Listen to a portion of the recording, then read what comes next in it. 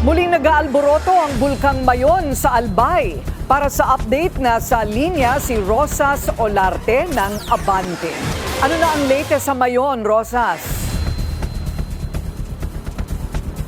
Dalawang beses naganap ang uson o pyroclastic density current event sa Mayon ngayong Biyernes.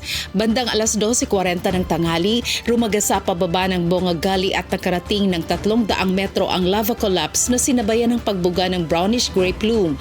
Sa inilabas na time-lapse footage ng PHIVOLCS, abot sa 3,000 metro ang taas nito at napadpad sa direksyon ng southwest.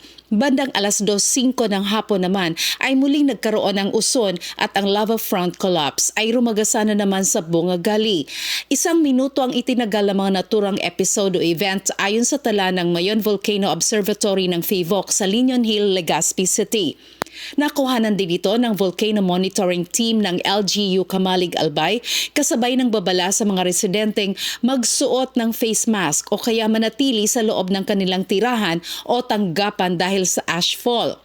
Nakataas pa rin ang Alert Level 3 sa Mayon at mahigpit na pinagbabawal ang pagpasok sa loob ng 6-kilometer permanent danger zone.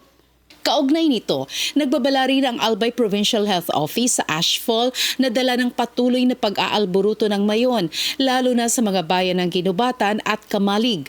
Ang abo mula sa bulkan ay maaari raw magdulot ng iritasyon sa mata, ilong, lalamunan at iba pang panganib sa kalusugan.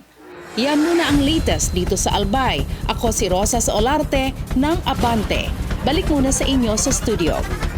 Maraming salamat kay Rosas Olarte ng Abante, nag-uulat mula sa Albay.